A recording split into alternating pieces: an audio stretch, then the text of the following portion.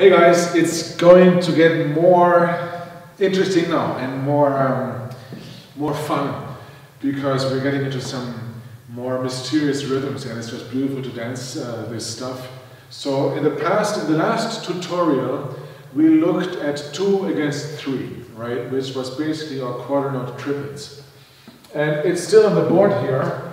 It was those units of 2 digits in a subdivision of triplets. And if you don't know what this means, go back to the other tutorial. I want to now look at 4 against 3, which is really almost the same, except that we don't have groups of 2 now. We have groups of 4. I should have left this, which is just twice as much. So now our units have the duration of 4 subdivisions, and we are in a pattern of triplets, and that's why we call this 4 against 3, or 4 in 3, or whatever you call it.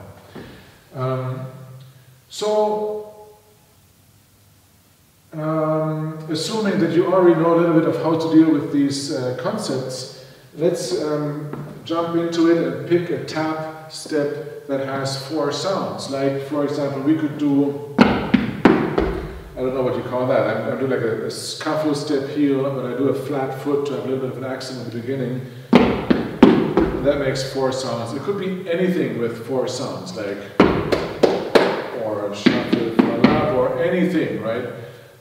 I'm picking this now, and obviously I have to do it in a triplet grid. So my grid would be, at a beat, I'm thinking of the subdivisions. If I wanted to count it, that would be 1 and 2 and 3 and 4 and 1 and 2 and 3 and 4 and over this grid of triplets, I'm placing this pattern that I was just dancing, and I repeat this to create a pattern of 4 over a grid of 3. 1 and 2 and 3 and 4 and 1 and 2 and 3 and 4 and 1. Very simple, and you can see it really is the same thing that we have here. The accent, which was the flat foot, hits the 1. Next time it comes around, it's on the offbeat, on the and after the 2. Then the flat foot is on the just before the 4. And then the next time, it hits the 1 again. So I just do it 3 times, and then the cycle reconnects. I don't know if that's good English, but you know, you get the idea. So one more time. 1 and 2 and 3 and 4 and 1 and 2 and 3 and 4 and 1. Right? Let's do it to a click. Or actually, this is a little bit of a swing groove. 1, 2, 1 and 2 and 3 and 4.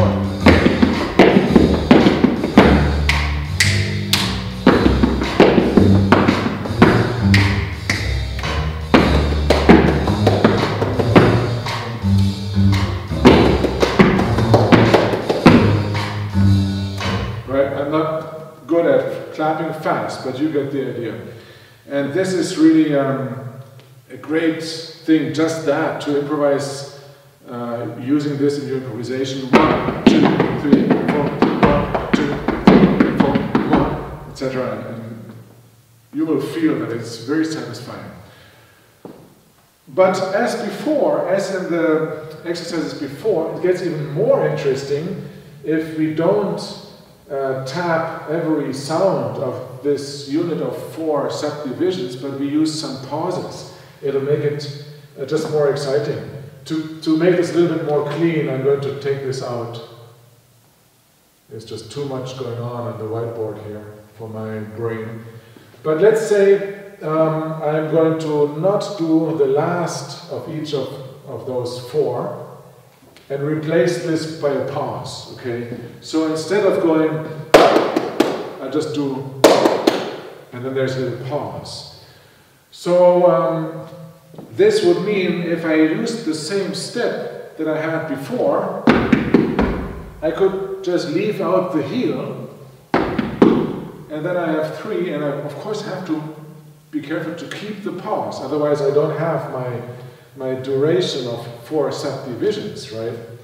So, actually maybe I clap it first, it'll maybe be more clear. I walk the beat, as I always do. I have my subdivisions, 1 and 2 and 3 and 4 and 1 and 2 and 3 and 4 and 1 and 2 3 4. Right? 1 and 2 and 3 and 4 and 1. It could repeat here. It's a cycle. It could go on forever. And it's already really good to feel that we have 3 distinct, different feelings about the placement of the claps or the steps, right?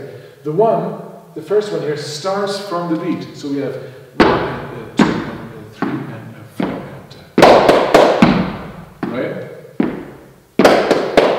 I'm just saying something that you already know. I'm just trying to bring this to our attention because there's a specific feeling to starting this motif of 3 claps and a pause, starting this on the beat.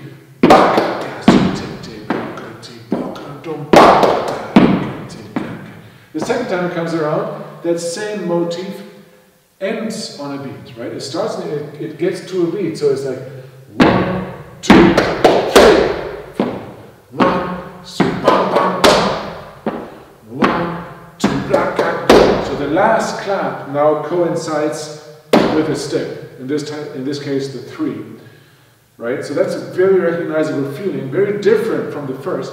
And then the last option has the middle clap on a step. In this particular case, it's on the 4, right? So it's 1 and 2 and 3 and 4 and 1 and 2 and 3 and 4 and 1, right? And that again is a very different feeling. So it's really good to, sort of be familiar with these different feelings of where the claps or where the rhythm is placed on the grid of beats and offbeats, right? So maybe one more time. 1 and 2 and 3 and 4 and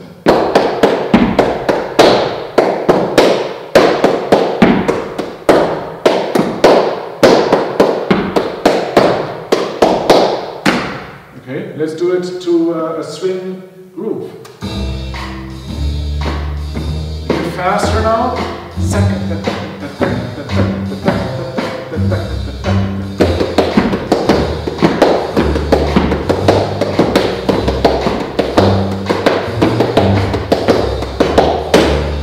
And we can dance it like we did before, but without the heel. 1, 2, 3, 4.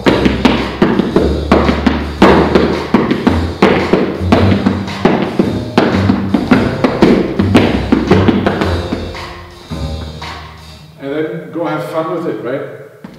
Needless to say, this can be danced with any sort of steps. It's just a rhythm concept, not a choreography concept, right? But you get this rolling feeling that comes with it. It feels beautiful inside, right? So with this idea, we can continue. We can put another pause. Let's have only two taps, and then a pause of the duration of 2 subdivisions. So this would be, if I clap this, 1 and 2 and 3 and 4 and 1 and 2 and 3 and 4 and 1 and 2 and 3 and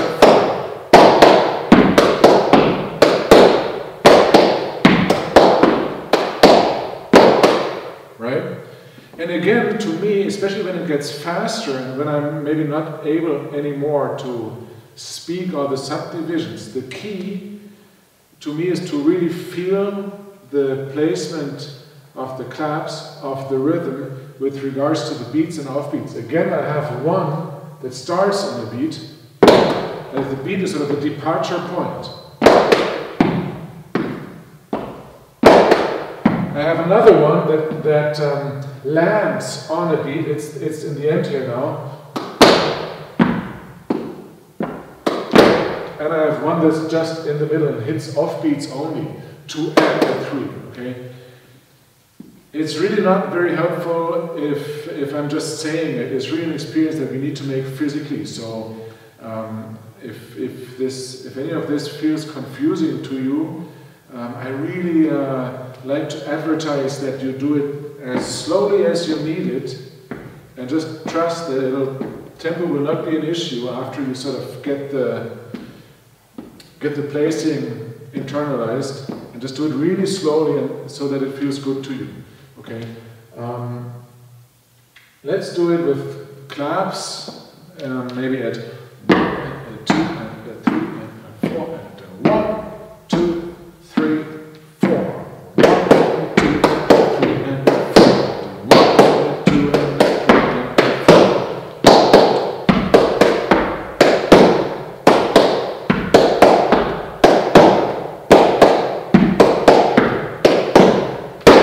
Etc. And let's try it with a little bit faster with a swing groove. 1, 2, 1 and a 2 and a 3 and a 4 and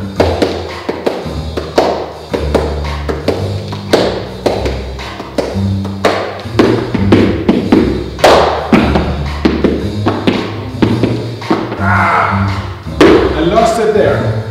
Okay? I have to keep practicing also, but it feels great, so I hope you have fun with this. And then, according like the same principle, we can go through all these different options, which I will not do in this video now because it just takes too long, but I think you understand the concept.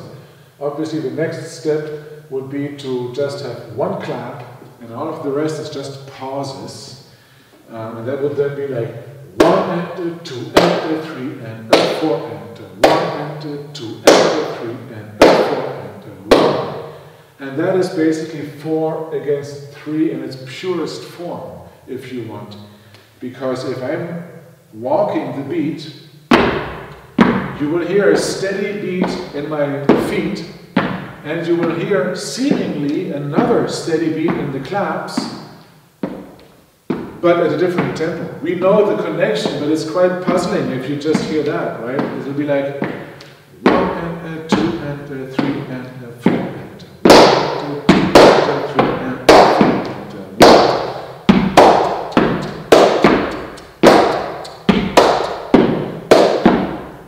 and etc., etc., and you can turn that around and walk it.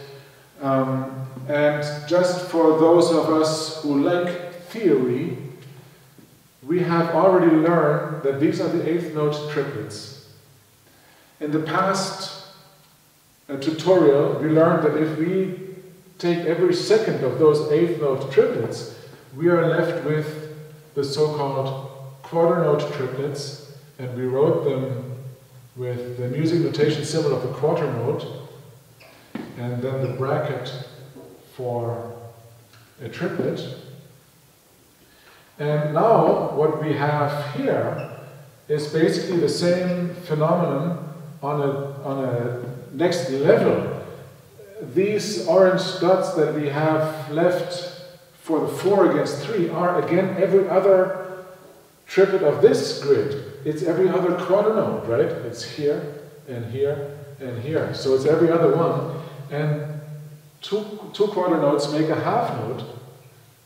So the music notation for this would be to write half notes and make a bracket for triplets around this, and those would be called the half note triplets. And again, this is just theory. If you want to be smart and know this, then that's great, but it's not going to help us dance. It's just like help us maybe understand with the brain what it is that we're doing. So, you know, like blah blah this, but up here is where it's interesting. And then remember that we can also create different combinations of pauses and things here, like whatever, you know, it could be like this, and then that'll be feel different, etc., etc. So I hope you have a lot of fun with 4 against 3. I think it's beautiful. It feels beautiful inside. This is where it's starting to be fun. See you around.